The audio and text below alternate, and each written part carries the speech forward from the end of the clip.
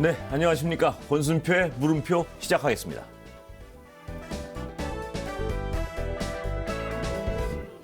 네, 오늘은요. 많은 분들이 기다려 오셨죠. 어떤 이야기를 할지 궁금하셨을 분입니다. 이광수 광순의 복덕방 대표 모셨습니다. 어서 오십시오. 안녕하세요. 요새 뭐 뜨거우시죠? 조금 바쁩니다. 여기저기서 찾으시죠, 요새? 찾는 데가 좀 네. 많아지더라고요. 네. 일단 예. 주식 덕분입니까? 부동산 덕분입니까? 찾는 데가 많은. 전공이 어느 쪽에 더 0.1이라도 더 전공이세요? 50%입니다. 아, 50대 50이요? 공교롭게도. 둘 다 드시겠다 이건. 1이라도 더 자신 있는 분야가 어디입니까? 부동산과 주식 중에. 주식이 조금. 아, 그래요? 그러니까 어떤 자신감이냐면 제가 하는 걸 떠나서 예. 이제 분석 가능한 시장. 예. 조금 더. 아, 부동산은요? 그 마찬가지. 부동산, 한국의 부동산이 진짜 어려워요. 아. 예, 분석 변수가 많아서 그런가요? 맞습니다. 그리고 네. 인간의 심리가 훨씬 더 많이 작용되기 때문에. 그렇군요. 그리고 한국의 부동산은 또 네. 뭐랄까 이게 온전히 투자 자산이면 예. 오히려 분석하기가 쉽거든요. 예. 근데 이거는 이게 부동산이라는 혼재에 게 있으니까 개념이. 투자도 있고 네. 거주라는 개념도 네. 있으니까 네. 이게 분석하기가 좀 더 어렵다. 아, 심리가 주식보다 부동산이 더하다는 말씀은 좀 새로운데요. 그건 감정이 들어가기 때문이에요. 예. 주식에도 감정 들어가지 않습니까? 불안. 다른 감정이죠. 예. 뭐냐면 이거는 잊어버릴 수 있는 감정이거든요. 예. 쉽게 말해서 삼성전자 요즘 엄청 오르는데 예. 내가 삼성전자 안 갖고 있어요. 예. 그러면 술 먹을 때 아유 삼성전자 없다 예, 이러고 그렇죠. 치울 수 있는데 아, 근데 난 집 없다가 안 되는군요. 그건 집 없다는요. 예. 집에 자면서도 벌떡벌떡 깨요. 저는 무주택자지만 그렇지는 않습니다. 다행입니다. 그런 시절도 있었죠. 그러니까 그게 네. 삼성전자 없다고 그래서 그렇습니다. 잠자다가 벌떡벌떡 무슨 깨고 말씀인지 부부 싸움 알겠네. 안 하거든요. 네, 그렇죠. 근데 예를 들어서 너 때문에 안 샀니? 아. 그때 왜 그때 그 집을 안 샀니? 예, 왜 이러니까. 팔았니? 그렇죠. 저는 잠이 부부 안 싸움 와요. 안 했습니다. 근데 분명 이건 훌륭하시- 분명히 밝혀두겠습니다. 훌륭하십니다. 그렇군요. 그러면 일단 주식이 가시적으로 뜨거우니까요. 네. 주식 얘기부터 좀 해볼까요? 좋습니다. 자, 어제 그러니까 수요일 날 6천 뚫었습니다. 네. 이제 슬슬 불안한 분도 계십니다. 왜냐하면 너무 불었어요, 자기께. 네. 행복한 고민이죠. 네. 불안해할 만한 때입니까? 저는 아주 흥미로운 지점이 주가가 오르는데 왜 불안한지 모르겠어요. 예, 아니 빠질까봐 그렇겠죠. 그 지점이죠. 예, 예. 그러니까 빠질까봐 불안한 건 뭐냐면 예. 빠질 때 준비를 안 해서요. 예. 빠질 때 준비만 하면 불안할 이유가 없거든요. 빠질 때 준비가 뭘까요? 빠지면 팔면 됩니다. 빠지면 판다. 예. 예. 그런데 그런 마음가짐이 없으니까 마치 조금이라도 빠져서 내 이익이 줄까봐 예, 이런 그런 걱정을 거죠. 하는 예. 건데 예. 사실 그런 걱정을 할 필요가 없다. 얼마나 빠지면 팔아야 됩니까? 기본은 뭐냐면 예. 사실은 시장 대비해서 내가 들고 있는 주식이 예. 10% 이상 빠지면 예. 팔 준비는 사실은 해야 됩니다. 10% 이상 빠지면. 그러니까 이런 거예요. 예. 앵커님 뭐냐면 저희가 주식 투자할 때 예. 그러니까 많은 분들이 지금 어떤 질문을 하시냐면 예. 이렇게 많이 올랐는데 예. 더 오를 수 있을까요? 예. 이렇게 많이 올랐는데 조정받는 거 아닌가요? 그렇죠. 이렇게 예. 많이 올랐는데 빠지는 거 아닌가요? 예. 이런 얘기를 많이 하거든요. 예. 이 질문은 틀린 질문이에요. 그래요. 예. 왜냐하면 투자는 미래하기 때문에 기준이 과거나 현재에 있어서는 안 됩니다. 예, 미래가 기준이 된다. 그렇죠. 예. 아무리 올라도 예. 더 오를 수 있으면 해야죠. 음. 아무리 올라도 네. 더 예를 들어서 지금 가치가 있다면 해야 됩니다. 그럼 반대로 주가가 50% 빠지면 그때는 하실 거예요? 예. 그럼 그때는 똑같이 물어볼걸요? 예. 주가가 이렇게 빠졌는데 해도 돼요? 예. 바닥이냐 묻는 거죠, 또. 예. 예. 그러니까 사실은 과거의 기준으로 판단하지 마시고 예. 중요한 건 미래에 있다. 예. 그래서 과연 한국의 주식이 더 오를 수 있느냐, 예. 더 좋아질 수 있느냐가 자신의 핵심입니다. 예. 그런 준비가 필요한 거죠. 그렇군요. 그 핵심 질문 조금 이따 드리고. 네, 빠지면 팔라 그러셨잖아요. 네, 한 10% 빠지면 팔아야 된다고요? 맞습니다. 근데 그게 원래 오를 때도요. 이렇게 저도 장을 관찰해 보면 뭐 저는 전혀 전문가는 아니지만 네. 맨날 손해 보지만 10% 15%까지 빠지다 또 속고 상승장 대세 상승장에서는요. 네. 그럼 어떻게 판단하냐고요. 그러니까 15%쭉 빠지다가 또 속고 상승장에서는요. 또 빠지다 또 속고. 그쵸. 예. 이럴 때는 팔면 또 당하는 거 아니야? 뭐 이런. 예. 근데 잘 보시면 예. 이제 두 가지인데 예. 첫 번째는 뭐냐면 그렇게 오르는 주식은 그렇게 크게 빠지지 않습니다. 그래서 아예 처음부터 예. 주식을 살 때 그렇게 빠지지 않는 주식을 사는 거예요. 지금도 보세요. 뭐 특정 종목을 말해서 네. 좀 그렇지만 네. 예시를 드는 예. 겁니다. 삼성전자가 10% 빠질 것 같으세요? 예. 아니죠. 대세 상승장에는 10%안 빠지는군요. 절대요. 그러면 삼성전자를 사는 거예요. 그러면 네. 절대 손절은 없는 겁니다. 쉽게 말해서. 그래요. 네, 그러면 계속 오르는 거죠. 왜냐하면 이거는 워낙 우량주고 대세 상승장이 있을 때는 그렇죠. 빠져도 10% 미만으로 빠지니까 팔 일이 없고 그렇습니다. 진짜 10% 미만으로 빠질 땐 팔면 되고 뭐 이 얘기인가요? 그렇습니다. 좀 쉽네요. 그럼 용기가 생기는 예, 거예요. 예, 그건 좀 쉽네요. 그럼 예. 올랐다고 걱정할 필요 없으시죠. 10% 이상 떨어지면 팔면 되니까. 뭐가 문제입니까? 예. 그 10%라는 거는 네. 고점 기준인가요? 아니면 자기가 산 가격 기준인가요? 자기가 산 가격이요. 아, 이거 두 가지가 예, 있는데 뭐냐면 예를 들어서 내가 산 가격이 있는데 예. 절대가 빠졌어요. 예. 그러면 10%가 기준인 거죠. 예, 내가 산 예. 가격에서. 예. 근데 주가가 계속 그렇죠. 오릅니다. 예, 예. 오를 때는 고점 대비해서. 아, 그 기준 아주 심플한데요? 네. 근데 10%는 예. 예를 들어서 유동적이에요. 예. 개인별로 다 다를 수는 있다. 예. 예를 들어서 삼성전자가 2배 올랐어요. 예, 예. 근데 막 난 10% 빠지면 팔아야지. 예. 아니 너무하지 않습니까? 너무한 게 사람의 심리죠. 근데 그러니까 조금만 조금이라도 여유를. 그렇죠. 조금이라도 손해 안 보려고 하는 게 사람의 조금만 여유를. 예. 그러니까 주식 투자가 잘 생각해 보시면 예. 이게 종목보다도 방법이 훨씬 더 중요합니다. 예. 예. 앵커님 생각해 보세요. 예. 우리가 두려움을 갖는 예. 건 파도가 엄청나게 세게 쳐서 예. 그리고 바다이기 때문에 공포를 갖는 게 아니에요. 예. 내가 수영을 못하기 때문에 공포를 갖는 거예요. 그렇습니다. 예. 그래서 사람들은 바다여서 무서워, 호수여서 무서워. 예. 그러면 시냇물은 안 무서워. 예. 이렇게 판단한다는 거죠. 예. 사실 내가 수영할 수만 있으면 예. 어느 곳도 무섭지 않아요. 예. 그래서 항상 자기한테 물어봐야 돼요. 예. 나는 수영할 수 있는지. 그래서 어쩌면 주식 투자할 때 가장 중요한 건 방법에 대한 얘기가 중요합니다. 예. 예. 그러니까 시장이 이렇게 돼서 두려워. 그건 본질적으로는 내가 수영을 못하기 때문에 두려운 거예요. 예. 그렇잖아요. 왜? 그래서 여러분들이 질문의 방향을 좀 바꿨으면 예. 좋겠다. 예. 라는 겁니다. 어떻게 바꾸라는 말씀입니까? 본인에 대해서 생각하라는 예. 거예요. 난 과연 이 시장을 감내할 수 있는 준비가 돼 있는지. 예. 그 질문도 좀 추상적인데. 예를 들면 감내할 준비가 되어 있다는 건 어떤 뜻인가요? 개인 투자자들이. 그러니까 간단하게 보면 예. 나는 주가가 빠졌을 때 팔 용기가 있는가. 예.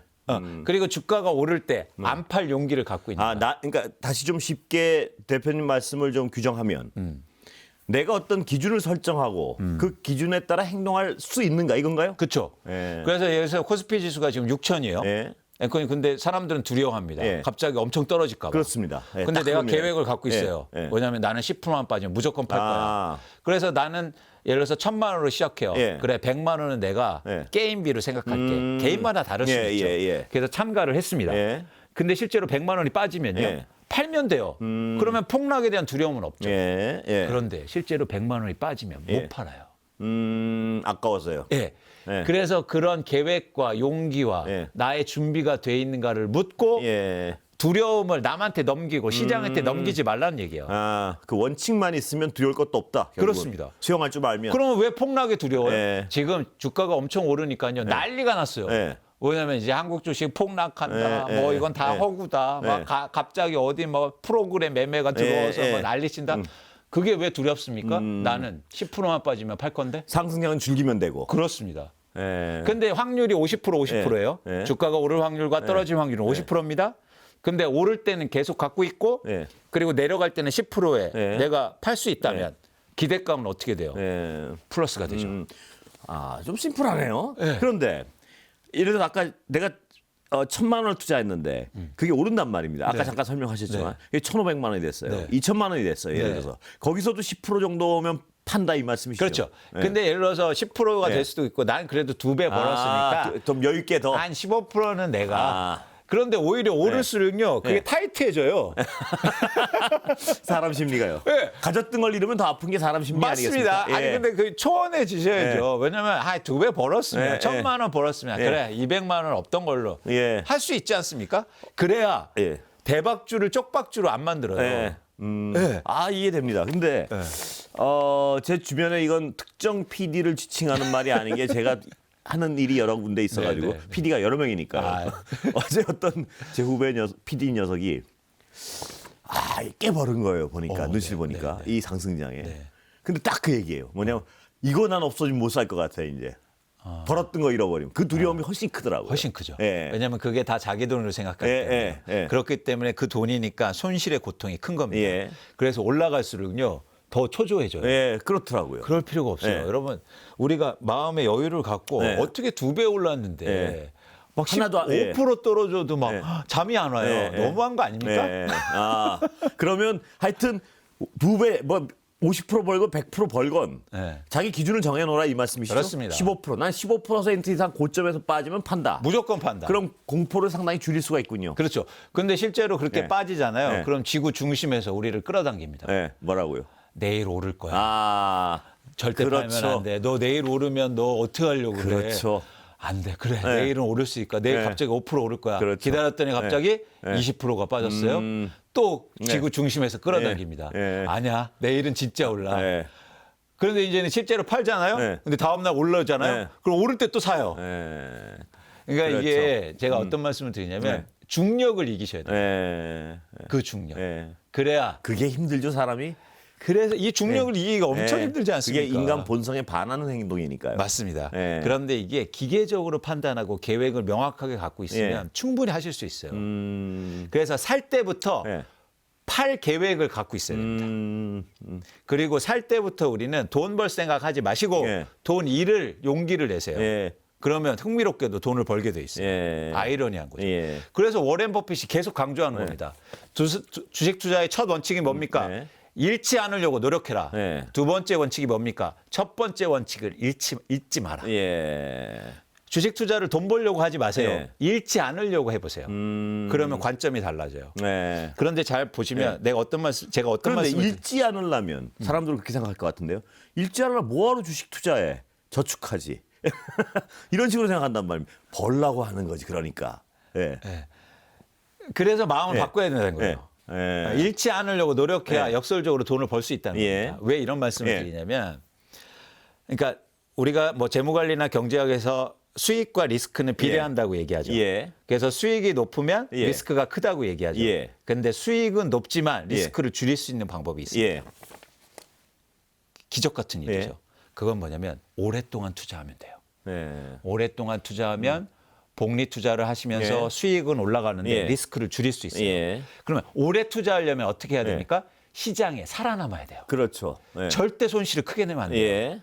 오랫동안 투자하려면 돼요. 그래서 손실을 줄이라는 게 네. 역설적으로 돈을 많이 벌라는 얘기하고 예. 똑같은 얘기입니다. 예. 자, 대표님께서 수용하는 법은 말씀을 하셨습니다. 그럼 이제 우리가 지금 일기예보를 좀 이제 짚어봐야 될 것 같아요. 네. 시장이 어떤 상황이냐, 내일 폭풍이 오느냐 안 오느냐. 네. 자, 일단 수용하는 법은 아까 딱 기준을 정해 주셨으니까요. 네. 근데 자, 우리 시장은 비싼 상황입니까? 싼 상황입니까? 이것도 굉장히 상대적인 건데 예를 들어서 이런 기준이면 네. 지금까지 1년 동안 예. 코스피 지수가 100% 이상이 올랐습니다. 예. 그러면 비싸죠. 비싸죠. 심리적으로는 비싸죠. 맞습니다. 예, 예. 그런데 예를 들어서 대만하고 비교해 보면 예. 50%가 싸요. 아, 그래요. 뭐가 정답일까? 예. 이거는 측정하기 되게 힘듭니다. 예. 상대적인 개념이고 나의 입장에 따라서 달라질 수 예. 있어요. 주식을 안 갖고 있는 사람들은 100% 올랐기 때문에 그렇죠. 비싸. 그렇죠. 떨어질 거야. 그렇죠. 주식을 갖고 있는 사람들은 아니야. 대만보단 싸. 네. 그래서 그 기준으로 투자하지 예. 않습니다. 예. 우리가 갖고 있는 기준은 예. 뭐냐면 미래에 투자하는 거기 네. 때문에 지금보다 좋아질 수 있느냐의 기준이어야 돼요. 그렇죠. 예. 비교하지 말고. 예. 그래서 자꾸 이유를 대지 말고. 예. 나의 처지에 따라서 판단을 달리하지 말고. 예. 그래서 좋아질 수 있다는 관점에는 주식시장이 명확한 게 한 가지 있어요. 예. 이익이 증가하느냐. 예. 기업들이 더 좋아질 수 있느냐. 그런데 한국의 기업들이 더 좋아질 수 있다는 거예요. 예. 그러면 네. 두려워할 필요 없다. 예. 예. 그래서 한국의 주식시장이 그런 차원에서는 예. 아직도 저평가돼 있다고 생각할 수 있는 겁니다. 예. 아, 그럼 지금도 비싼 상황은 아니다. 객관적 지표는. 좋아지니까 앞으로. 예. 예. 그럼 어디까지 이런 질문도 대답할 수 있습니까? 아니요. 예. 할 수는 있죠. 예. 드릴 수는 있는데 예. 그게 의미가 없다는 예. 거예요. 왜요? 왜 한도를 둡니까? 예. 위에는 열려 있는 거예요. 예. 밑에만 한도만 두세요. 근데 이 우리 주식시장의 투자자들이요. 이렇게 불안해하는 이유 중에 하나는 과거 시장이 속였기 때문도 있는 것 같아요. 그쵸. 예. 그쵸. 뭐가 벌만하면 그 힘 있는 사람들, 특히 거대주주 이런 쪽으로 막 시장이 돌아가고 네. 조작 가능하고 네. 이런 것 때문에. 근데 그 룰은 지금 많이 투명해졌습니까? 이제. 그렇죠. 이제 규칙이 달라지고 예. 있죠. 상법이 1차 개정, 2차 개정, 예. 3차 개정이 이미 이제 본회의를 거쳐서 예. 통과될 거고 이제 회사들이 변경되고 있고 예. 더 흥미로운 건 뭐냐면 여기서 멈추지 않는다는 거예요. 네. 이제 앞으로 정부와 민주당이 그리고 이재명 대통령이 더 많은 조치들, 정책들 그리고 개혁 조치들이 나올 겁니다. 사실 그런 차원에서 굉장히 빠른 속도로 변화하고 있다. 결국에는 규칙의 룰이 바꾸는 것도 미래를 좋게 만드는 또 한 가지의 강력한 원인이죠. 우리 룰은 잘 가고 있습니까 지금? 주식의 룰 일단. 그렇습니다. 그리고 저는 참여자들이 달라지고 있다는 것도 의미가 있어요. 어떤 의미인가요? 쉽게 말해서 그동안은요.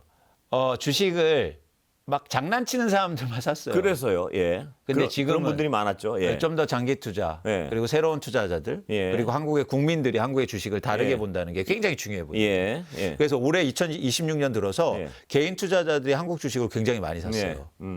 이거 전 큰 변화라고 생각해요. 왜 큰 변화냐면 이렇게 얘기하니까 많은 분들이 야, 뭐 개미 투자자들이 뭐 사고 일시에 끝날 거야. 이거 거품을 얘기하고 이런 얘기. 그러니까 과거의 문법이에요. 그렇죠. 경험 때문에 그렇죠. 그렇죠. 절대 아닙니다. 그 개인들이 달라졌다고요.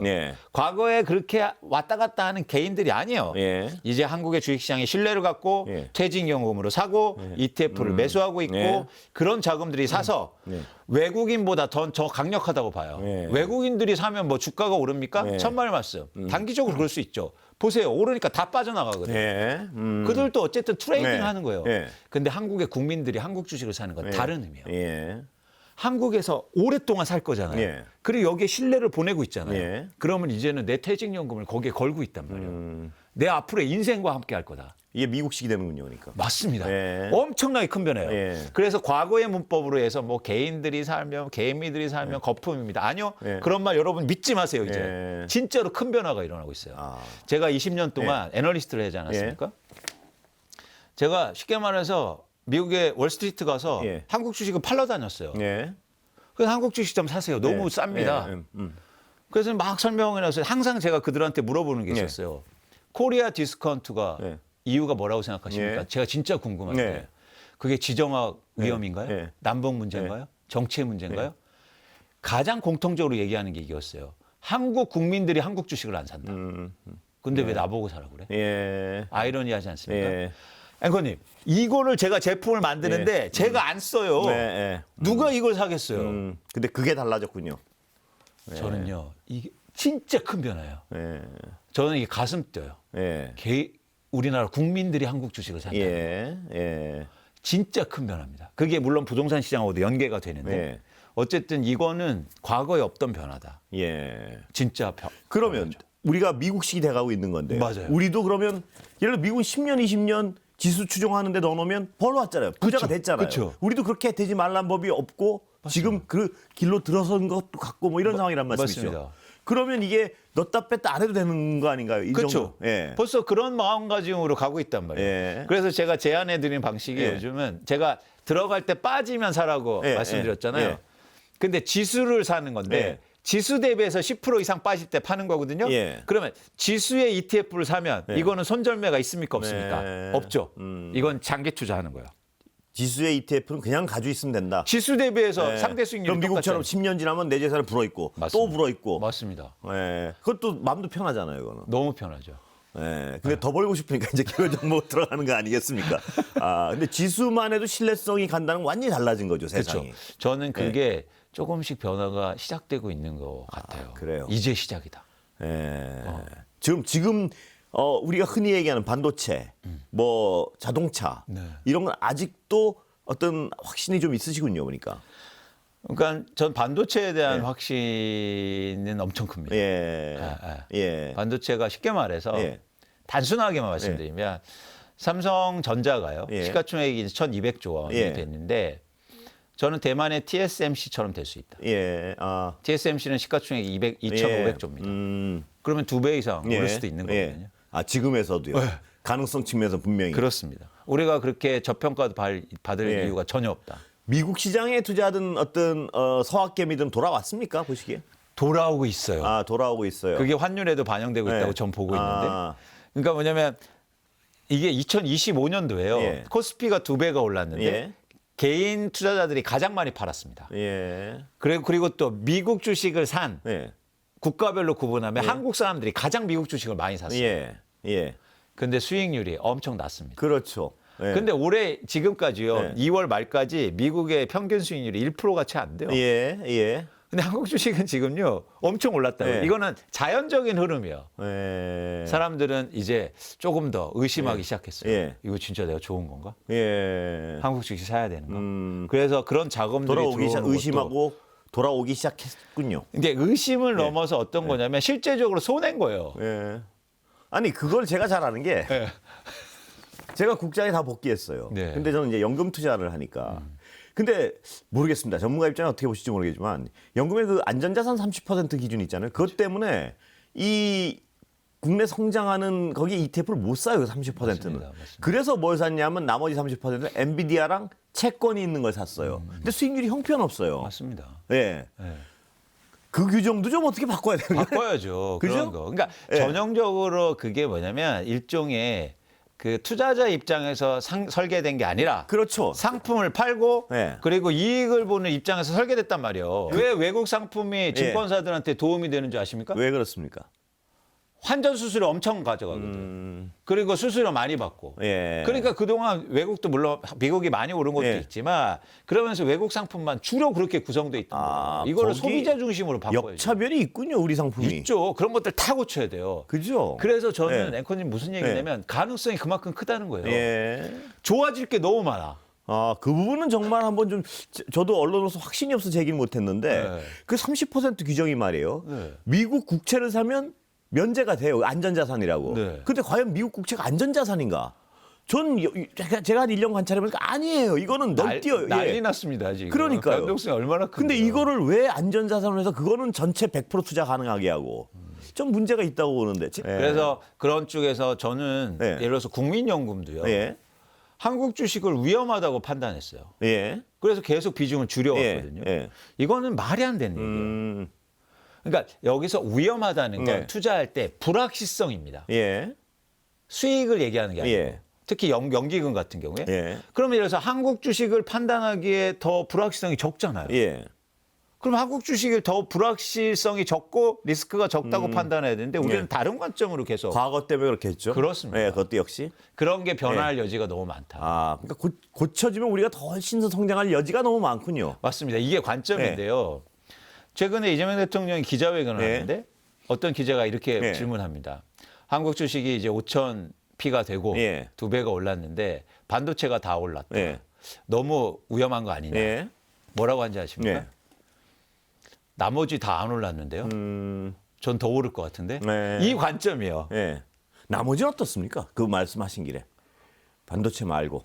나머지도 조금씩 좋아지고 개선되고 있고 지배구조가 개편되고 예를 들어서 뭐 평가 지표가 좋아지면 예. 훨씬 더 좋아질 놈이 많아진 거예요. 예. 그래서 저는 한국의 주식이 가능성이 높다고 판단하는 거예요. 지금 말씀하신 것만 해도요. 나머지 주식이 있고 반도체는 여전히 밝고 그렇죠. 그다음에 어떤 제도적 여력이 많이 남아 있고. 할 게 너무 많아요. 예. 예. 자, 이제 부동산 좀 가보겠습니다. 네. 50대 52. 부동산. 그러니까 이게 예. 저를 초대하시는 분들도 예. 이게 그게 있어요. 효율적이에요. 예. 둘 다 할 수 있으니까. 장사 잘하시는데. 일타 쌍피. 부동산인가 예, 보겠습니다. 예. 시장이 반응하고 있죠. 네. 예. 근데 왜 떨어지는 않습니까? 아직. 호가는 떨어지고 있습니다. 예. 거래가 안 돼요. 이 지점이 되게 중요한데 예. 거래가 되면 예. 하락의 속도를 늦출 수 있어요. 거래가 안 되기 예. 때문에 하락의 폭이 커질 수 있다. 아, 그래요. 예. 그러니까 전 이걸 되게 강조하는데 예. 뭐 이따도 말할 기회가 있을지 모르겠지만 지금은 사실은 불공정한 상황이라고 좀 예. 봐요. 예. 어떤 거냐면 다주택자가 팔 거예요. 예. 그런데 집값이 아파트 가격이 2배가 올랐습니다. 근데 세금을 안 내기 위해서 파는 거잖아요. 예. 그래서 이익을 더 많이 낸 사람일수록 빨리 팔려고 해요. 네. 그래서 강남의 매물이 증가하는 거예요. 예. 예. 근데 1, 2억 호가를 낮춰서 팔려고 해요. 예. 근데 그게 거래가 되면 예. 그러면 약간 불공정하다고 저는 생각하는데요. 그쪽은 이미 많은 이득을 보고 예. 세금 덜 내기 위해서 지금 파는 건데 이걸 사면은 사는 사람이 손해낼 수가 있다는 얘기. 맞습니다. 예. 대출 받아서 샀어요. 예. 근데 향후에 정부가 얘기하거나 이재명 대통령이 얘기하는 것처럼 집값이 안정화되고 떨어지면 어떻게 예. 되는 겁니까? 그렇기 때문에 여기서는 거래가 안 되는 게 사실 맞을 수도 있다. 예. 예. 기다려야 된다. 그렇죠. 수요자 입장에서는. 맞습니다. 불로소득으로 인한 이득을 안 본 수요자, 실수요자 입장에서는 기다려야 된다. 맞습니다. 그런데 그러기 위해서는 정책적인 뒷받침이 있어야 돼요. 왜냐하면 이걸로 끝내는 게 아니라 기다릴 수 있는 신뢰를 줘야 돼요. 다음에 뭐 간다. 저번에도 말씀하신. 맞습니다. 다음에 이것까지 간다. 그렇죠. 로드맵을 제시해달라. 맞습니다. 그래야 그런 신뢰가 생기잖아요. 그러면 이제는 어떻게 되냐면 이게 되게 위험한 구간이거든요. 이제 5월 9일이 다가갈수록 살려는 사람들은 마음이 조급해진단 말이에요. 뭐 잠긴다는 소리도 있고 매물이. 아 이거 지나면 매물 싹 줄어드는 거 아니야? 아 지금 3억 빠졌을 때 빨리 사야 되는 거 아니야? 그러면 시장은 다시 또 혼란이에요. 그러니까 그걸 막기 위해선 로드맵을 미리 제시해야 된다. 맞습니다. 몇 월부터는 보유세도 들어간다. 예를 그렇죠. 들면. 그리고 또 하나 뭐냐면 그러면서 지금의 집값이 떨어지는 속도를 단기간에 최대한 큰 폭으로 만들어야 된다. 그래야지 사는 사람도 손해 볼 가능성이 줄어들고요. 그렇죠. 그래서 저는 이재명 대통령의 메시지가 거기에 포커스가 맞춰져 있다고 생각해요. 저는 굉장히 의아한 게 그리고 뭐 많은 분들이 의아하실 수 잘 보시면 유사한 메시지를 계속 반복해서 내거든요. 저는 어제도 놀란 게 엊그제도 놀란 게 룰라 대통령 만나고 되게 피곤할 텐데 아침에 일어나자마자 포스팅합니다. 그건 뭐냐면 이 기간이 중요하다고 생각합니다. 이 기간에 정말로 큰 변화가 있어요. 향후로 동력이 생긴다. 그래서 이 너무 중요한 기간입니다. 지금. 예를 들어서 지금 2월이니까 이제 3월 거의 지났죠. 3월, 4월, 5월 3개월 동안 얼마나 큰 변화를 만들 수 있느냐가 앞으로 집값을 완전히 결정할 겁니다. 이 대표님 항상 저를 만나면 말씀하시는 게 그래서 지금 정부는 로드맵을 반드시 제시해야 되고 그렇죠. 향후는 더 빠질 테니까 그런 확신을 줘야 된다 이 말씀이시죠? 맞습니다. 근데 그 로드맵 중에 하나 비어있는 게 보유세군요. 지금 생각하면. 그렇습니다. 보유세를 언제부터 도입한다는 그 로드맵을 제시해야 된다 이 말씀이신가요? 맞습니다. 올해 될 수는 없어요. 실무적으로. 그런데 예를 들어서 계획을 발표할 수 있잖아요. 그게 신뢰를 주는 거죠. 그렇죠. 뭐 적어도 언제 전엔 반드시 도입한다. 그렇죠. 왜냐하면 이재명 대통령이 지금까지 신뢰를 줘왔으니까요. 맞습니다. 예를 들어 올 10월 안에는 반드시 도입한다. 뭐 내년 3월까지는 반드시 도입한다. 그렇죠. 이러면 시장은 믿을 가능성이 훨씬 크죠 지금. 그죠. 그러니까 몇 프로를 얘기하지 말자는 얘기예요. 그건 할 필요 없고 논의가 하면 되니까. 그런데 보유세를 정상화시키겠다. 불공정하다. 지금 슬슬 그런 기미가 보이지 않습니까? 보시기에 메시지를 보시면. 아직은 두리뭉실하다. 더 분명히 로드맵을 제시해야 한다. 명확하게. 예를 들어서 이런 거잖아요. 5월 9일 없어. 명확하지 않습니까? 그래서 그랬더니 그렇죠. 부총리가 아마 없어요. 아마 없어. 그런 메시지. 그런 명확한 메시지를 담아야 된다. 그렇죠. 자, 어떤 사람도 이런 질문합니다. 지금의 우리 집값은 굉장히 거품인데 그거 뭐 누구나 알죠. 전 국민의 99%가 알죠. 이게 무슨 집값이 우리 소득에 비해서 어느 정도 떨어져야 정상이라는 생각도 있으십니까 혹시? 있습니다. 어느 정도인가요? 서울의 아파트 가격 기준으로 해서 지금은 중간소득의 가구가 대출을 최대한 일으켜서 살 수 있는 아파트의 양이 100채 중에서 3채밖에 안 돼요. 이거를 10채로 최소한 늘려야 돼요. 그러려면 평균적으로 집값이 20% 이상 떨어져요. 20% 이상 떨어져야 된다. 그러면 10채가 돼요. 그러면 중간소득의 가구가 대출을 일으켜서 살 수 있는 환경이 마련돼요. 지금 가격에서 20% 정도는 떨어져야 정상화되는 것이다. 지역별로 다르겠지만 그래서 아파트가 그래서 그게 부동산 시장의 전 정상화라고 얘기합니다. 살 수 있는 아파트가 많은 게 무슨 정상화입니까? 살 수 있는 아파트가 많아져야죠. 그러려면 두 가지가 있을 수 있어요. 소득이 그만큼 증가하거나 그렇죠. 이게 그렇죠. 단기간 안 되니까 집값을 떨어뜨려야 된다는 거예요. 정상은 20% 기준. 그건 아까 집을 살 수 있는 사람의 숫자를 추정해 봤을 때. 맞습니다. 집을 살 수 있는 중간소득의 가구가 집을 살 수 있는 아파트의 양이 서울의 아파트에서 100채 중에서 10채 정도가 되려면 지금 수준에서 20% 정도는 하락해야 돼요. 그런데 말입니다. 지금 젊은 친구들 중에는요. 무슨 얘기를 하는 친구들이 있냐면 이 부분도 굉장히 어떤 그들의 불안감 중에 하나인데 지금 한국에서 서울에서 말입니다. 자가를 소유하고 있는 사람이 50%가 안 되지 않습니까? 그럼 전체 양은 있는데 그걸 다주택자들이 가지고 있는 거 아닙니까? 그렇게. 그렇죠. 그런데 이 젊은이들 중에 이제 결혼하고 했다가 집을 억지로 이제 대출 일으켜서 산 친구들은 지금 집값 떨어지는 걸 무서워합니다. 나 내 돈 들여 샀는데. 거기에서 어떻게 보십니까? 이미 그거는 그러니까 우리가 집값이 크게 오를 때는 항상 대출 규제가 존재했고 그리고 저는 감당해낼 수 있다고 봐요. 그리고 집값이 안정화되면 내가 장기적으로 거주하면 이게 사용 가치가 있기 때문에 인플레이션 이상으로 오를 가능성은 큽니다. 전 세계 어느 나라도 똑같았어요. 그렇기 때문에 단기적으로는 위축되고 힘들 수는 있겠지만 내가 이 집에서 오래 살 거야. 그리고 앞으로 오래 거주할 거라면 걱정 크게 안 하셔도 된다. 그리고 그분들이 예를 들어 집값이 아까 말씀하신 정상화되고 20% 이상 떨어지면요. 다른데 나중에 예를 들어 10년을 벌어서 옮겨 타긴 쉬워지는 거 아닙니까? 그렇죠.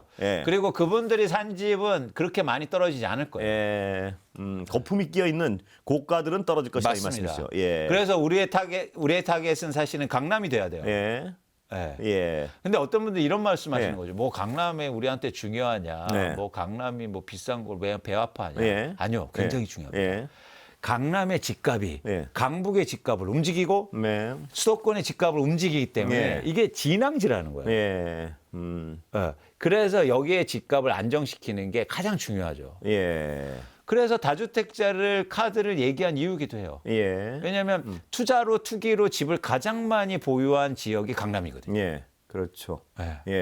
그렇다면요. 지금 이 상황에서 입법이나 이런 데 좀 불만이 있으신가요? 어떤 입법 불만이 있죠. 어떤 부분이? 엄청 불만이 아까 큽니다. 그 보유세 말고요.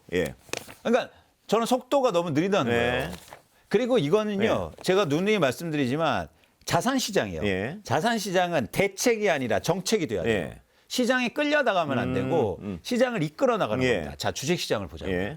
주가가 빠질 때 정책 나옵니까? 주가가 빠질 때 상법 개정해요? 아니잖아요. 주가가 오르는데도 막 상법 개정 계속해요. 시장을 이끌어가죠. 근데 왜 부동산 시장은 빠질 때만 대책 나와요? 시장을 이끌어야죠. 정책. 미리. 지금 그러니까 하향 평준화 되도록 이끌어야 된다 이 말씀이시죠? 그렇죠. 그래서 정책을 만들려면 사실은요. 선행적이 돼야 돼요. 미리 담론을 만들고 미리 계획도 세우고. 근데 그런 과정이 전혀 없어요. 입법에 지금 가장 속도가 늦어서 답답한 부분은 어느 부분입니까 지금? 움직임이 없어요. 예를 들어서 코스피가 시장을 움직여야 되니까 가장 먼저 뭐가 생깁니까? 코스피 5천위원회 생기잖아요. 근데 왜 부동산 안정화위원회 없어요? 정상화위원회를 왜 안 만들어요? 당에서 주도적으로 대통령이 예를 들어서 저렇게 치고 나가면 당에서 주도적으로 어떤 부동산 하향 안정화를 위한 어떤 입법 과정이랄까요? 정책을 위반하는 어떤 기구랄까 만들어야 된다는 말씀이시죠? 맞습니다. 그러면서 맨날 하는 말이 있어요. 우리가 다 경험 있어. 빨리 할 수 있어. 아무것도 안 해요. 아주 흥미로운 지점이 코스피가 5천 되고 6천 되니까 전 동네에 팜플렛이 붙습니다. 코스피 5천 달성했습니다. 근데 왜 부동산 정상화 팜플렛은 한 장도 안 붙여요? 지금 대통령이 이렇게 매일 혼자 하고 있는데 왜 안 도와주냐고요. 그게 이렇게 혼자 하면요. 지속 가능성이 없다고요. 그리고 입법이 붙어줘야 돼요. 이런 노력들이 필요하다. 왜 아무도 그 얘기를 안 하고. 그러니까 지금 당 차원에서 당장 보유세 얘기하고 이래야 된다는 말씀이신가요? 먼저요. 치고 나가면서 위원회도 만들고. 그 당정 협의도 하고. 그렇습니다. 보유세 관련해서 연구를 수기를 시작하고. 그렇죠. 근데 아무것도 부동산에 대해서 하는 게 없다. 기껏해야 요즘 조금 변화가 일어나긴 했어요. 대통령 의견 찬성합니다. 저도 지지합니다. 아니요. 그거 말고 지지하라고 국회의원 시켜준 거 아니에요. 저도 앞으로 민주당 의원들 만나면 그 얘기 많이 하겠습니다. 아니 지지하라고 국회의원 하는 거예요? 정책 만들고 법을 위반하라고 만든 거 아니에요? 법이 뭡니까? 시장을 이끌어가고 세상을 좋게 만드는 거잖아요. 그런데 뭘 대통령을 지지하고 있어요? 알겠습니다. 저도 강하게 설득하겠습니다. 부동산은 대통령이 저렇게 단언을 한 이상 이 정권의 명운이 달려 있는 사안이에요. 맞습니다. 제가 볼 때 돌아갈 다리를 끊었어요. 그럼 거기에 호응해주고 같이 하고 지금 어떤 상황이냐면 삼국지에서 장판교예요. 장비가 나가서 싸워야 되는데 유비가 나가서 싸우고 있는 형편이에요, 혼자. 좋습니다. 아니죠. 이젠 같이 해야 되고 먼저 나가야죠. 그래야 동력이 생길 거예요. 그래야 시장의 참여자들이 신뢰가 생길 거 아니에요. 또 어떤 얘기가 나오냐면 표 때문에 안 해. 민주당 봐. 선거 앞두고 또 조심하잖아. 또 나오고 있잖아요. 자, 그럼 이 당만 나서고 대통령이 저렇게 단호한 의지를 보이고 있으니까요. 그러면 20% 아까 말씀하신 현실적인 어떤 안정화 가능하다고 보시는 거예요? 충분히 가능합니다. 충분히요. 그만큼 거품이 껴있단 말씀이시죠? 맞습니다. 근데 이제 그렇게 되면 엄청나게 언론에서 이제는 그런 기사들이 쏟아낼 거예요. 집값 그렇게 떨어지면 경제 안 좋아져요. 건설사 망해요. 그다음에 제2의 서브프라임 와요. 한국판 서브프라임 와요. 이런 얘기 나올 겁니다. 절대 안 옵니다. 네. 왜? 네. 우리는 돈 번 사람들이 빠지는 거예요. 예. 그리고 항상 대출의 안정성을 추구해 왔기 때문에 예. 걱정 안 하셔도 돼요. 아주 흥미로운 지점이 예. 있어요. 예. 집값이 오를 때는요, 네. 가계대출이 문제 없다고 얘기해요. 네. 집값 오른다는 얘기를 하는 사람들이. 근데 집값이 빠질 때만 예. 가계부채가 문제일 때. 예. 예. 아닙니다. 우리나라 가계부채 문제 없어요. 예. 총량이 증가해서 거시경제의 위축을 가져올 뿐이지 예. 절대 리스크하지 않다고요. 예. 집값 빠져도 됩니다. 20% 빠진 건 충분히 견딜 만한 체력이 있다. 아니요. 30% 40%도 그래요? 감내야만 있어요. 예. 걱정 안 하셔도 된다. 예. 그런데 이제 보수 언론들이 엄청나게 때리겠죠. 그럼 더 나가 볼까요? 20%는 아주 상식적인 수준의 정상화인데 더 빠져도 더 바람직합니까? 보시기에. 이제 바람직하다라는 게 예. 가치가 들어가니까 예. 저는 한 30% 빠졌으면 좋겠다. 예. 이거 근데 좋겠다. 판단은 아니에요. 예. 가치가 들어가요. 예. 작아시죠? 거기에는 이제 굉장히 많은 예. 논란이 있을 수 있으니까. 근데 20% 충분히 글로 가야 되고 네. 말씀하시는 게 네. 가는 것이 바람직하고 상식적으로 그 수준이 되면 아무런 문제는 생기지 않는다 이 말씀이시죠? 전혀요. 예. 전혀. 예. 다른 어떤 강남 지역 말고 다른 데는 어떻습니까? 보시기에 지금 움직임이. 다른 지역은 네. 큰 변화가 없어요. 매물도 네. 같이 증가하고 있지만 가격이 크게 하락하거나 이럴 가능성은 좀 예. 적어 보이고 예. 실수요자 중심으로 또 움직이기도 하고 예. 그렇기 때문에 뭐 큰 변동이 물론 변동은 있겠지만 예. 뭐 크게 변화할 가능성은 적어 보입니다. 예. 그럼 강남이 움직이고 나머지가 따라서 움직인다 이렇게 봐야겠군요. 그렇죠. 예. 그래서 강남과 예를 들면 뭐 수도권의 일부 지역들 예. 대표적으로 가격이 많이 오른 지역들 예. 있지 않습니까? 예. 그런 지역들 벌써 움직여요. 예. 과천 뭐 이런 지역들은. 그래서 그런 움직임이 먼저 일어나겠죠. 그리고 예. 폭도 크겠죠. 저번에 제가 말씀 한번 뵀을 때 말씀을 드렸었는데요. 저는 개인적으로요. 1가구 1주택도 초고가 주택에 대해서는 보유세를 매겨야 된다고 생각하거든요. 저는. 네. 실거주자도. 네. 그 부분은 어떻게 생각하십니까? 저도 그거 강력하게 주장하는 바입니다. 예. 그거는 뭐냐면 공정한 측면뿐만 예. 아니라 담세 능력도 있다. 그렇습니다. 예. 예. 그래서 그 부분에 대해서 이제 도입할 필요가 있다는 예. 거죠. 지금 그게 또요 효율성 차원, 예. 즉 시장 안정화 차원에서 도움이 된다는 거예요. 예. 그렇습니다. 그러니까 예. 고가 주택에서 보유세를 매기면 예. 갈아타기가 없어질 거예요. 예. 그렇습니다. 예. 그러니까 이거는 공정하기도 하고 예. 효율적이기도 해요. 예. 그래서 전 이 카드를 분명히 써야 된다. 그러니까 저는 거기에 대한 확신이 있는데요. 이건 뭐냐면 생활자로서의 확신. 강남에 50억짜리 집을 가지고 있는데 거기 1% 2% 세금 내는 것을 가혹하다고 할 수 있는가? 저는 아니라고 봅니다. 그리고 거긴 최고의 인프라를 갖추고 있는 지역 아닙니까? 50억 하면 그 비용은 내야죠. 어떻게 보면 사회적 비용은. 그렇죠. 예. 그리고 저는 가장 말이 안 되는 논리 중 하나가 제가 계속 설명하고 있는 바인데 내가 평생을 강남에 살아왔는데 이 보유세 때문에 내가 쫓겨나야 된다냐 이런 논리인데요. 네. 그건 당연한 것 같아요. 어떻게 보면 경제 중심지에 50억이 넘는 집에 살면서 나는 돈 벌 때 여기 살았으니까 돈이 이제 수입이 없어도 난 여기 꼭 살아야 돼. 공짜로 세금도 안 내고 이건 좀 억지 같아. 외국은 다 내지 않습니까 지금? 근데 저번에도 예. 말씀드렸듯이 그게 보유세 때문에 나간다 안 나간다가 예. 아니고요. 왜 안 나갔냐면 예. 집값이 계속 올랐기 때문에 안 나간 거예요. 네. 자연스러운 변화 과정이에요. 예. 자 보세요.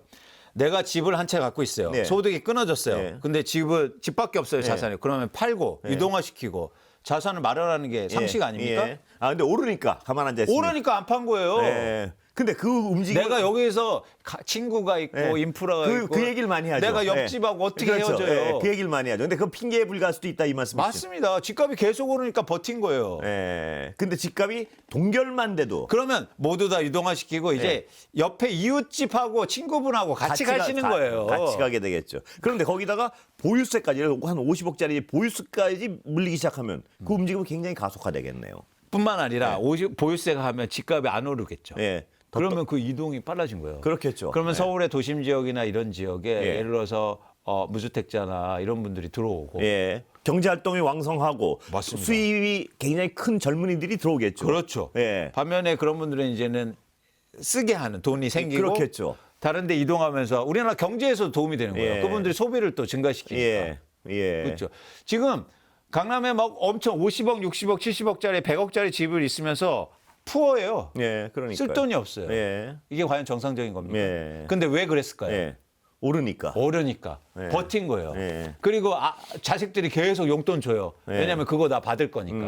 더 잘해줘. 예. 절대 이사 가면 안 되죠. 예. 근데 안 오르면 자식들이 팔고 나가세요 이럴 거 아니에요. 그리고 용돈 안 주겠죠. 그럼 내 돈이 없을 거 아니에요. 예. 예. 아 이게 제가 그분들은 막 뭐라고 하고 싶은 게 물론입니다. 아니에요. 자연스러운 변화예요. 예, 예. 그런 변화를 집값이 오르면서 과도하게 오르면서 그런 자연스러운 변화를 그렇습니다. 방해했다는 거예요. 예. 전적으로 동의합니다. 예. 그래서 제가 생각해도요. 50억짜리 집을 노후에도 현금 흐름이 있어서 집이 충분히 부자여서 그 보유세 내고 난 이 좋은 인프라 살래 하는 분도 충분히 살면 되죠. 보유세 내고요. 맞습니다. 예, 그리고 뭐 집값을 안 하면 나 평생 살 집이니까 집값이 무슨 상관이야. 이러면 굉장히 그게 정상적인 상황인데 네. 지금은 말씀하신 대로 그 한 중심에 굉장히 비싼 집은 더 오를 것 같으니까 억지로 사는 거 아니겠습니까? 그렇죠. 예. 기다려야죠. 봐봐 이거 그동안 30억 올랐는데 내가 네. 조금만 더 버티면 더 오를 텐데. 애들한테 어. 2배를 물려줄 수 있는 거 그렇죠. 그래서 막 명절 때도 잘 와요. 아니에요? 예, 그렇습니다. 그때 얼마나 좋아요. 예. 여기 있는 게 나의 큰 권력이에요. 예. 근데 그 권력의 기반은 어디에 있냐면 집값이 오르기 때문에 생기는 거예요. 예. 그 정상화도 보유세만 도입하면 굉장히 급속하게 정상화될 수 있을 것 같은데요. 맞습니다. 예. 그러니까 시간을 단축시킬 수 있다. 예. 근데 예를 들어서 그게 계속될 수는 없단 말이에요. 예. 그러니까 만약처럼 일본처럼 되면 나중에 쉽게 말해서 경착륙을 할 수 있다. 예. 그런 위험을 미리 방지하기 위해서도 예. 그걸 미리 도입하자. 근데 50억 아파트에 대해서 보유세를 올린다는 거를 왜 반대하는지 전 이해할 수가 없어요. 동의합니다. 예. 그 반대한 논리를 이해하지 못하겠어요, 저는. 예. 네. 그렇습니다. 네. 그러면 대표님 지금 보시기에 우리 현 정부 들어서서요. 가장 크게 얘기하는 머니무브입니다. 아주 바람직한 얘기죠. 부동산에 깔고 앉아 있는 돈들이 금융혈관으로 흘러들기 시작했으니까요. 네. 그 흐름은 시작됐습니까? 실질적으로 아니면 초기입니까? 지금 어떻습니까? 아주 초기라고 봐요. 예, 아주 초기. 아주 초기. 예. 아주 초기. 이제 고민하게 하는 시점. 예. 아 이거 어떡하지? 이거 팔고 주식을 사야 되나? 이거 팔아야 되나? 네. 근데 여기서 이제는 한번 이제 추세가 만들어지면 예. 거대한 흐름이 나올 수 있어요. 예. 그래서 한국 주식 시장이 훨씬 더 좋을 수도 있는 거예요. 예. 그 그런 흐름까지 자금- 시작되면. 그렇죠. 예. 실제로. 예. 그래서 어쩌면 요게 진짜 중요한 예. 한국의 역사를 펼쳐놓고 봐도 그렇습니다. 2026년 여러분 2월, 3월, 4월, 5월, 6월 예. 이 5월간은요 예. 정말 중요한 예. 어쩌면 우리나라 미래를 결정할 수 있는 예. 저는 진짜 중요한 기간이다 보고 있는 겁니다. 그렇습니다. 예. 그 지금 추정이지만요. 이재명 대통령이 그렇게 강하게 단호하게 의지를 표명하고 정책을 실현하면서 보유세 문제는 왜 약간 뜸을 들이고 있다고 추정하십니까? 그건 예. 카드로 남겨놓는 거죠. 예. 예. 다 보여주면 안 되니까. 그러나 카드로 남겨두지 말고 제시를 해야 된다는 말씀이시죠? 그건 제시는 예. 이재명 대통령이 하게 해서는 안 된다. 아 그래요. 예. 음. 이재명 대통령이 갖고 있는 카드가 있단 네. 말이에요. 예. 그 카드를 다 보여주면 그러니까 사람들은 다 예. 나왔네라고 생각하는 거예요. 예. 그래서 이건 자산시장이기 때문에 예. 쉽게 말해서 밑에서 예를 들면 입법부나 뭐 이런 데서 해야 된다는 얘기예요. 예, 계속 얘기하는 거예요. 그래서 예. 여기서 냄새를 풍겨야 되는 거예요.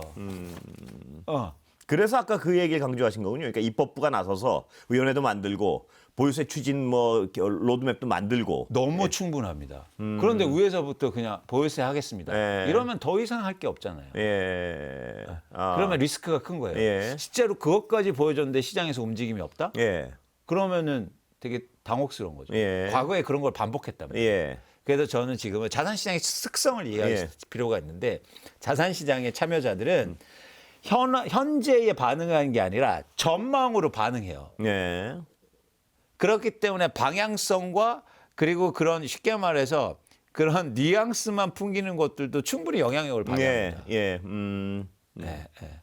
입법부가 아무것도 안 한다는 게 약간 좀 모호하게 들렸었는데 뭔지 알겠습니다, 이제. 그렇죠. 예. 계속 메시지를 내는 거예요. 예. 그리고 실제로 움직이고 그렇죠. 그래서 예를 들어서 로드맵을 제시하고 맞습니다. 당 차원에서. 그래서 위원회도 만나고 네. 예를 들면 시민단체와 뭐 야당과 여당과 그리고 정부와 다 합쳐서 어떻게 네. 우리가 로드맵을 만들 것인지 예. 그리고 우리가 부동산 시장에 뭐가 문제인지 네. 계속 얘기하는 거죠. 예. 이런 것들을 용역 같은 거 주지 말고요. 예. 모여서. 예. 직접 해야 되지 왜 자꾸 용역을 줍니까? 예. 다른 건 잘하면서요. 아니 좋은 것만 하겠다는 거예요. 네. 주식은 막 좋으니까 서로 달려들어서 자기가 했대. 예. 네? 예. 근데 이건 약간 표 잃을 가능성을 좀 머리에 계산한다 이 말이죠. 그러니까 그래서 대통령이 얘기했잖아요. 네. 표 계산하지 마라. 명령을 내렸는데. 예. 그러니까 아니 주식시장 뭐 5천 거 다 자기가 했대요. 다 자기가 했다고는 안 하죠. 아니에요. 아, 그래요? 다 막 ETF 사놓고 막 자랑하고 이러고 있어요. 그래요. 예. 다시 이제 시간이 거의 다 됐는데 이제 마지막으로 가자. ETF 하십니까? 개별 주식 하십니까? 전 둘 다 합니다. 아, 둘 다 하세요. 비중은 어떻습니까? 저는 개별 주식이 훨씬 비중이 높죠. 아, 저는 왜냐면 전문가시니까. 쉽게 말해 선수니까. 네, 그러니까요. 근데 일반 투자자들한테 뭘 권하십니까? ETF를 추천드립니다. 지수 추종이요. 네, 그래서 지수를 안정적으로 투자하시고, 예. 그다음에 꾸준하게 투자하시고 장기로 보시라. 예. 예. 그럼 오늘 뭐 부동산 주식을 다 올랐으니까 나머지 투자자들은 뭐 혹시 생각하십니까? 뭐 금 예를 들면 아니요. 원자재. 지금 한국 주식입니다. 거기에 대한 또 왜냐하면 예. 절대 예. 분산하지 마세요. 네. 아니 나 자산이 100억이 있는데 예. 그러면 하세요. 그러니까요. 근데 막 저 1억으로 예. 할 거 1억 있는데 예. 근데 막 금 사놓고 은 사놓고 예, 예, 미국 예. 채권 예. 사놓고 아닙니다. 예. 집중 분산 투자 투자하자 마라. 집중 그 얘기 투자하시고 많이 하시더라고요. 네, 집중 투자하시고 그리고 한국 주식에 집중하셨으면 예. 좋겠다. 예. 그 말씀을 드립니다. 제가 아는 주변에 있는 젊은 친구들 중에 하나가 한숨을 쉬고 있어요. 그래서 그러니까 하이닉스 샀는데 이렇게 오를 줄 몰랐대요. 샀는데 왜 후회하냐니까 두 주 샀대요. 그러니까 그 분산 수준이 아니고 그냥 뭐 좋다는 거 하나씩 다 사면 그런 건 별로란 말이죠. 그러니까 투자는 예. 게임이 아닙니다. 예. 자꾸 그러니까 인터넷 게임 예. 하는처럼 하지 마세요. 예. 그래서 뭐 예를 들어서 매일 한 주 사기 이런 거 하지 마세요. 아, 예. 네. 어떻게 보면 우량하고 분명한 전망을 가졌는데 몰빵해라 이렇게도 해석될 수 있겠네요. 몰빵이라는 단어 좀 몰빵은 좀 거친 단어고요. 거친 단어. 하여튼 너무 집중해라. 많이, 너무 많이 그래서 제가 제시해 드립니다. 세 개 종목 예. ETF 포함해서 세 개를 예. 넘지 마라. 우리 모두 아는 종목들 그 종목들에 네. 예. 주도주 투자하시고 세 개를 넘지 마시라. 예. 그리고 제발 예. 너만 알아. 예. 너만 알아. 너 요거 진짜 요거 이런 거 하지 마시라. 제발. 예. 예. 알겠습니다. 오늘 시간 다 됐습니다. 보스. 예, 감사합니다. 고맙습니다. 예, 감사합니다.